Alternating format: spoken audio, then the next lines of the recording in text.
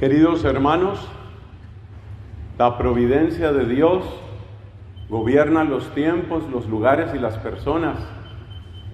Y quiso el Señor que este congreso empezara bajo el signo de María, con la celebración de la presentación de la Virgen María.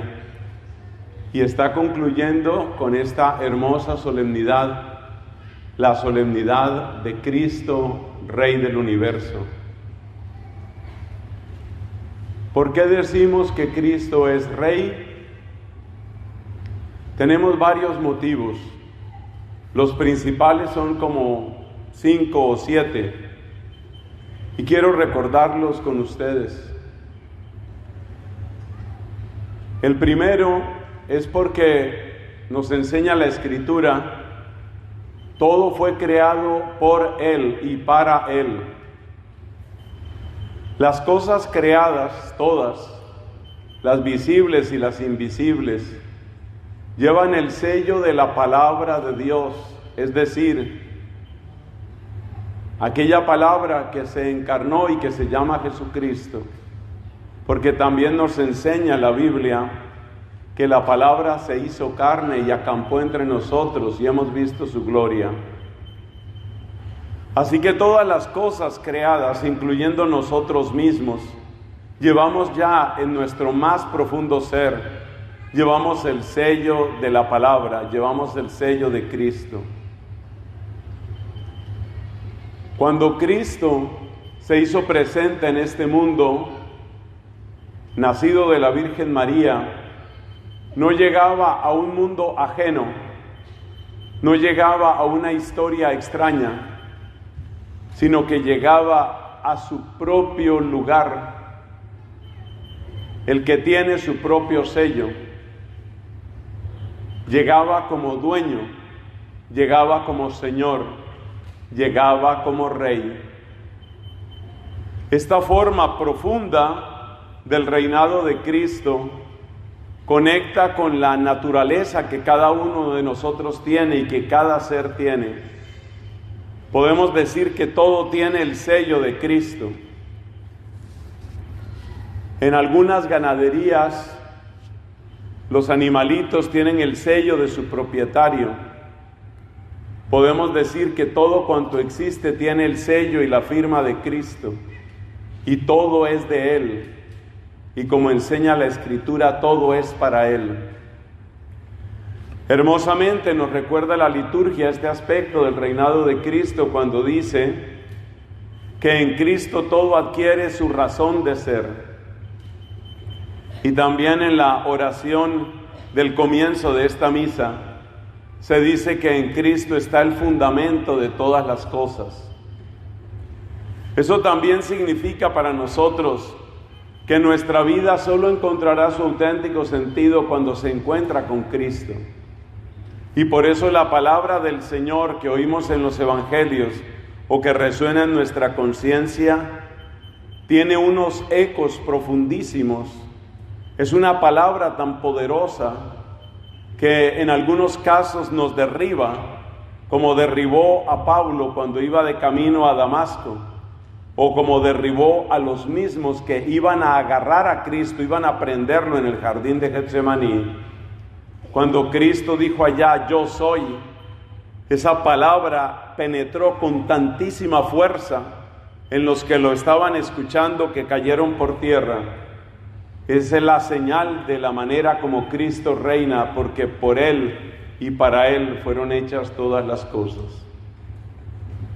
Esa es la primera forma de reinar Cristo. Y nos damos cuenta en esta manera de reinar, y lo vamos a ver en todas las demás, que Cristo es incomparable.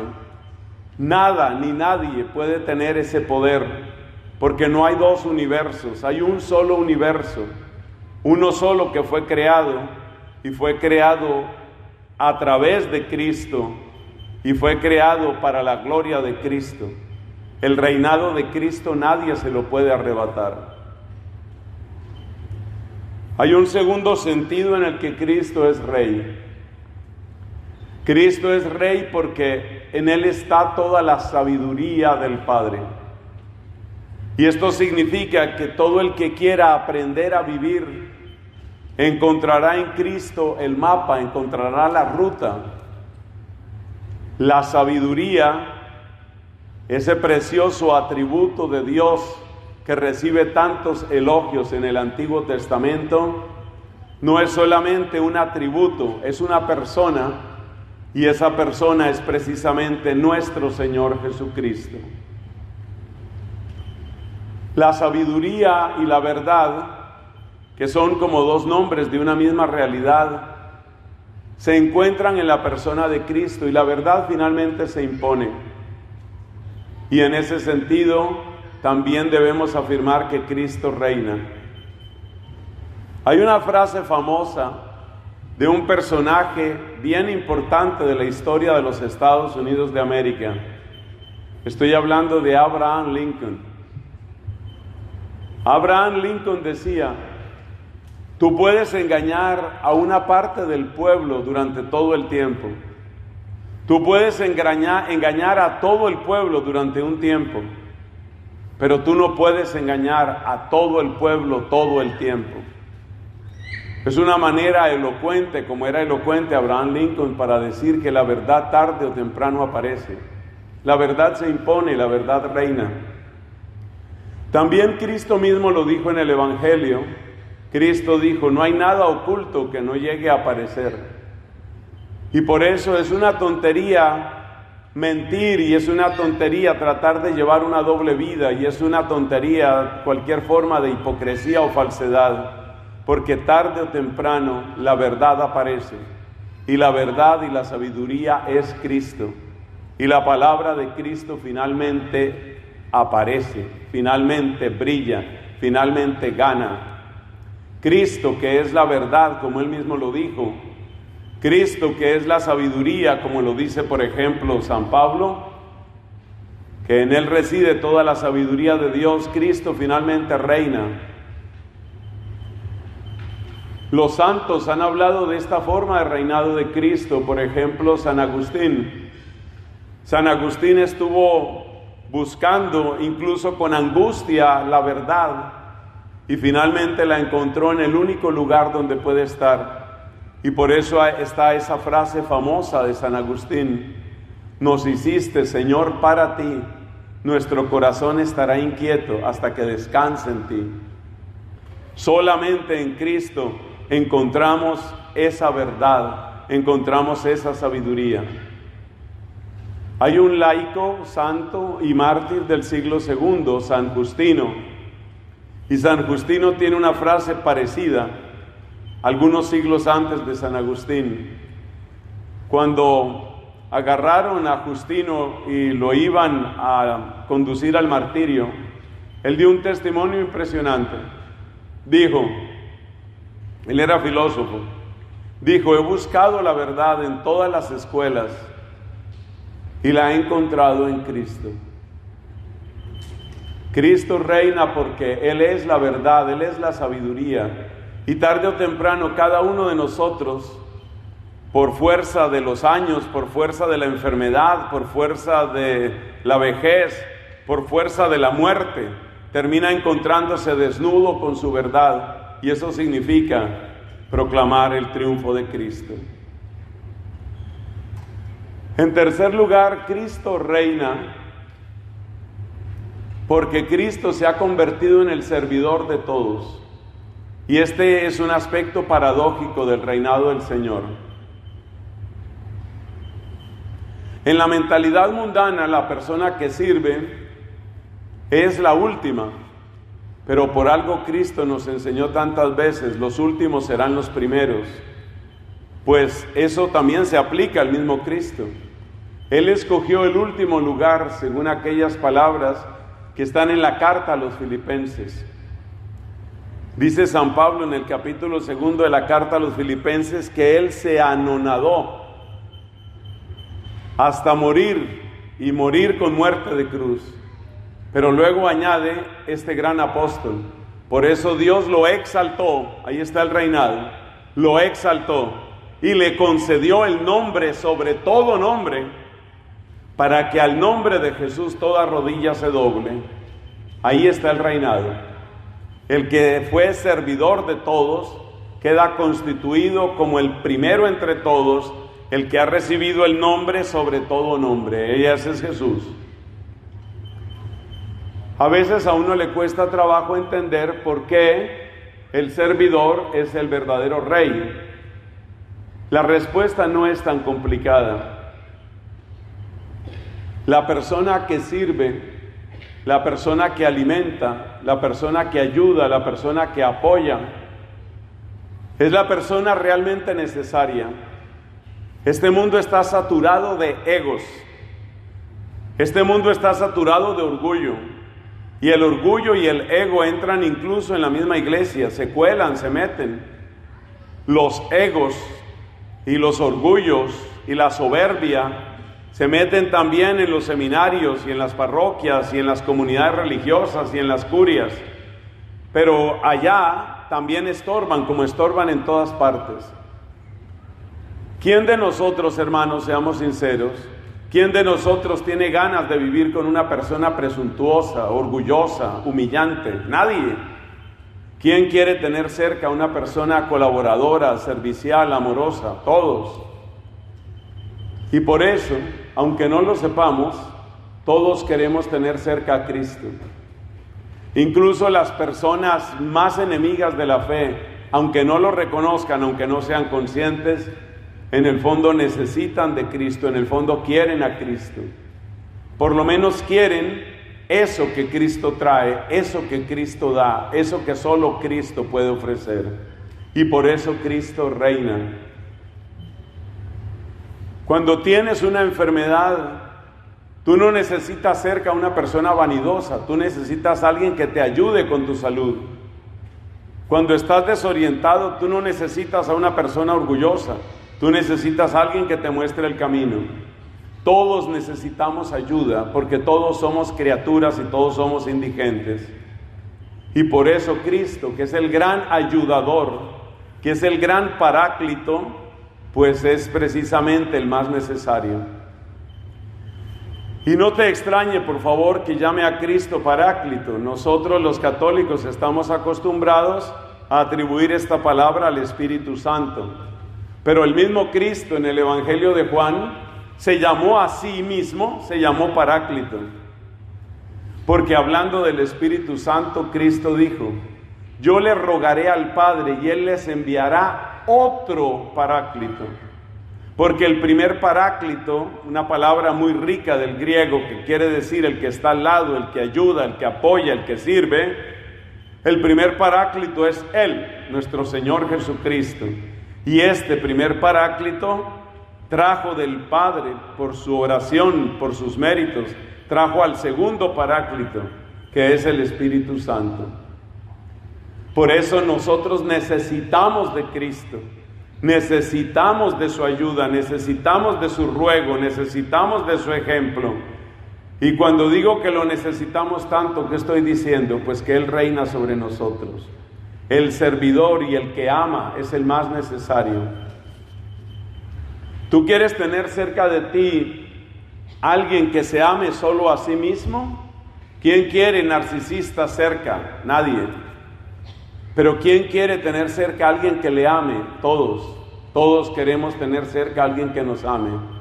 Pues el que nos ama es Él. Él es el que ama. Y el gran servicio que presta Cristo es hacer presente en nuestras vidas el amor indefectible y victorioso de Dios. Y por eso el servicio de Cristo es su manera de reinar. Y ese es el tercer sentido en que Cristo es Rey. El cuarto sentido en que Cristo es Rey es porque Él es el crucificado. Es lo que nos recuerda precisamente el Evangelio de hoy, que nos presenta a Cristo en la cruz. Y de nuevo esta es una manera de reinar paradójica. Porque uno dice, pero ¿qué clase de rey es este que está crucificado? Parecía que era la máxima burla el letrero que le pusieron arriba y que aparece abreviado con las letras I-N-R-I. Esas 4 letras pues nos recuerdan el título en latín: Iesus Nazarenus Rex Iudeorum INRI. Parecía que ese letrero era la máxima burla, pero Cristo en la cruz es Rey. ¿Y por qué decimos que es Rey? Lo decimos por varias razones. La primera razón es porque Cristo conquistó el sufrimiento. Quiero que tomes la palabra conquistó con la fuerza que tiene en la lengua inglesa. He conquered suffering. He conquered. Me encanta ese conquer del inglés, que significa el que logra vencer y hacer suyo lo que le pertenecía a otro. El terreno del sufrimiento siempre fue el terreno de la desesperación y el terreno del odio. Y traerle sufrimiento a una persona no solamente es destruirla, sino lograr que se llene de amargura, de rabia, de odio. Y eso era lo que el demonio quería con Cristo. El demonio quería llevar a Cristo a un grado tal de dolor, no solamente en su cuerpo, sino en su corazón, en su mente. Quería apretarlo, estrujarlo con el dolor, para que cayera en la desesperación, en la rebeldía y en el odio. Pero Cristo conquistó ese terreno. Cristo logró vencer ahí, porque aunque su cuerpo fue despedazado y aunque su alma pasó por la cañada oscura del sufrimiento más horripilante, Cristo no empezó a odiar. Cristo nunca odió. Cristo nunca se rebeló contra el Padre. Cristo nunca se apartó de su misión. Y por eso Cristo es Rey. Es Rey porque pasó por la peor de las pruebas y venció. Y eso no lo logra cualquiera. La mayor parte de las personas, cuando llegan a un dolor extremo, empiezan a agrietarse en sus principios. Yo he visto personas, por ejemplo, que son completamente pro vida, mujeres que son pro vida, pero en un desliz quedaron en embarazo y sus principios empiezan a agrietarse y dicen: estoy considerando abortar, porque les trae mucha preocupación ese embarazo. He conocido personas católicas muy coherentes que cuando les llega una larga enfermedad, por ejemplo un cáncer, empiezan a considerar la posibilidad de la eutanasia. Es decir, quieren acabar con su sufrimiento, rompiendo los principios que siempre han tenido. Y como yo soy de un país y vivo en un país que se llama Colombia, donde la eutanasia lamentablemente está con todas las puertas abiertas, ya he conocido varios casos en mi país de personas que supuestamente tenían una fe católica robusta, pero cuando llega el dolor, cuando llega el sufrimiento, se quiebran, o como dicen hermosamente en México, se rajan. Sí, mis hermanos, el sufrimiento profundo, constante, absurdo, es capaz de romper a cualquiera, menos a Cristo. A Cristo no lo rompió el sufrimiento. Y así como dice la Escritura que sus huesos no fueron rotos, así también debemos entender que su corazón no fue capaz de romperlo ni el sufrimiento más atroz. Y el que logra mantenerse firme en el sufrimiento merece el título de Rey. En el mismo sentido, y este es el quinto significado de Rey, debemos reconocer que Cristo es el Rey de los judíos. Los judíos no hablaban tanto de Rey, ellos hablaban de Mesías. Y decimos que Cristo es Rey de los judíos para decir que Cristo es el Mesías. Pero te cuento que la frase Cristo es el Mesías es una frase redundante, porque la palabra Cristo que usamos en castellano viene del griego Christos, y Christos quiere decir ungido. Y adivina qué significa la palabra Mesías. Eso, ungido. Mesías está en hebreo, Christos está en griego. Ambos significan ungido. Entonces Cristo es Rey porque Él es el ungido del Padre. ¿Y qué significa que Él es el ungido? Pues recordemos lo que significaba la palabra Mesías y lo que significaba la realidad del Mesías en el Antiguo Testamento. El ungido, es decir, lo que nosotros llamamos el Rey, era la persona señalada por Dios. ¿Para qué? Para mostrar su providencia, para mostrar su victoria, para guiar, sostener al pueblo en medio de la batalla. Y ese es Jesucristo. En medio de la batalla, Él es el que lidera. En medio de la batalla, Él es el que vence. En medio de la batalla, Él es el que guía al pueblo. Moisés guió a Israel. Jesús, el Mesías, eso es lo que significa la palabra Cristo. Jesús, el Cristo, guía no solamente a un pueblo, a Israel, guía a todos los pueblos. Eso lo afirma el apóstol San Pablo en la carta a los Colosenses, cuando dice que todos nosotros somos el cortejo de Cristo. Nosotros vamos detrás de Él. Él es el que abre el camino. Moisés abrió camino por las aguas. Jesús abre camino en medio de la espesura del dolor de este mundo y del poder del pecado. Él es el que va adelante. Él es el rey de los judíos. No se nos olvide además, hermanos, que el mismo Cristo le dijo a la samaritana, capítulo 4 de San Juan, le dijo, la salvación viene de los judíos. Y efectivamente, la única razón por la que Dios eligió un pueblo, al pueblo judío, es para que ese pueblo fuera luz de las naciones. Esa vocación de ser luz para todas las naciones no la vivió en plenitud el pueblo judío. Pero sí hubo un judío, un bendito y maravilloso judío que se llama Jesucristo. En Él la antigua alianza alcanzó su verdadero significado, alcanzó su plenitud y se convirtió en la nueva y eterna alianza. Y eso es lo que significa que Cristo es el Rey de los judíos. Cada vez que tú dices la palabra Cristo, cada vez que tú dices la palabra Jesucristo, estás diciendo Él es el ungido, Él es el Mesías.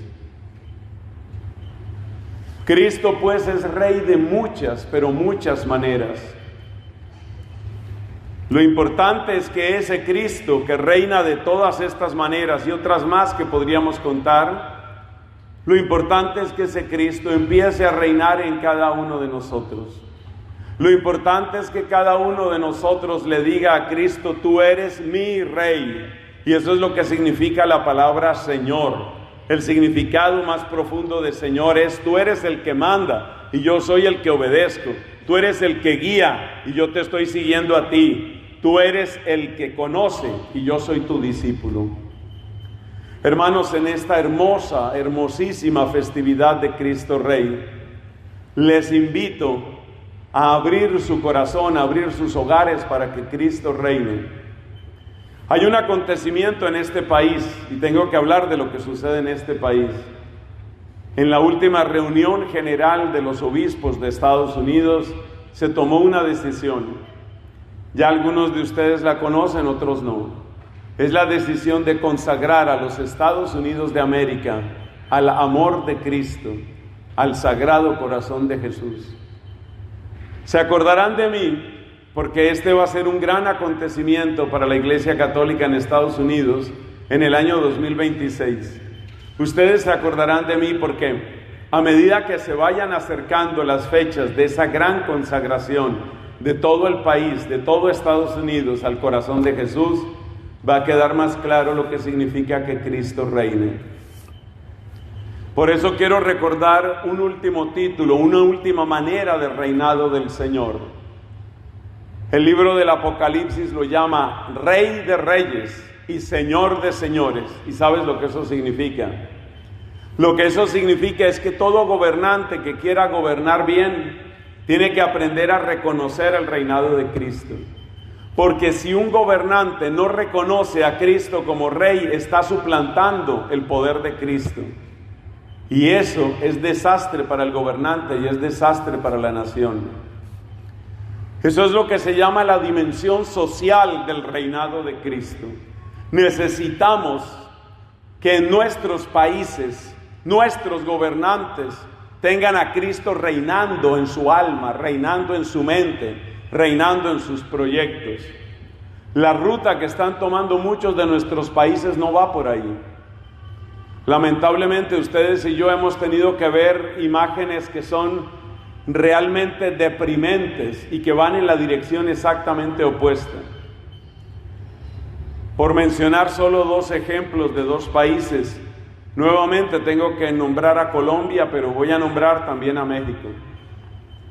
Y es absolutamente deprimente y ridículo, es absurdo y muy triste que los gobernantes que actualmente tienen tanto México como Colombia son gobernantes que han preferido someterse a rituales de brujería y de chamanismo y han preferido rodearse de ritos, de ramas y de aguas y de riegos y de brujería para iniciar su gobierno. Eso ha sucedido dolorosamente en México. Eso ha sucedido dolorosamente en Colombia. Eso va exactamente en la dirección opuesta. Lo que necesitamos, lo que necesita el mundo son gobernantes que digan: yo gobierno aquí, pero Cristo me gobierna a mí. Amén. Eso es lo que necesitamos. Necesitamos gobernantes que digan: sí, yo tengo una responsabilidad y tengo que mandar aquí, pero yo no soy el absoluto. El único que manda, el único que reina, el único que merece todo honor y gloria es Jesucristo. Es únicamente Él. Eso es lo que necesitamos. Por eso, mis hermanos, por eso no se nos puede olvidar lo que significa el reinado de Jesucristo. Y no podemos descansar y no debemos descansar sino solamente cuando Cristo reine en todo y en todos, en los corazones, en las familias, en las instituciones, en los parlamentos. Pero lo que vemos es tan absurdo que los ejemplos serían larguísimos. Cómo me duele ver, por ejemplo, que en Francia se introduce una reforma constitucional para decir que el aborto ahora es parte de la constitución política de Francia. Ya eso es un escándalo, eso es escupirle nuevamente la cara al Hijo de Dios. Y cuando se hace semejante acto, se ponen de pie los asambleístas en Francia y sonríen como si estuvieran haciendo algo gracioso o algo bueno, y aplauden y se toman fotos como para decir históricamente que conste que fuimos nosotros. Hermanos, estamos muy lejos del reinado social de Cristo. Pero gracias a Dios tenemos congresos como este, y tenemos corazones jóvenes, y tenemos hombres y mujeres que saben quién es el verdadero rey, y que estoy seguro que van a trabajar para que Él reine. Que ese sea nuestro compromiso, y que al salir por esas puertas y al cerrar este congreso, nosotros llevemos en nuestro corazón eso que llevaron los mártires, eso que llevaron muchos de los más grandes testigos de Jesucristo en México, los famosos cristeros. Que tengamos en nosotros esa certeza de quién es el que reina, y con sabiduría y siguiendo el estilo de Él, no otro estilo, siguiendo el camino de Él, no otro camino, proclamemos que Él es el que vive, Él es el que reina. Así terminan tantas oraciones de nuestra Iglesia Católica. Por eso se dice: por nuestro Señor Jesucristo, tu Hijo, que vive y reina en la unidad del Padre, en la unidad del Espíritu Santo, por los siglos de los siglos.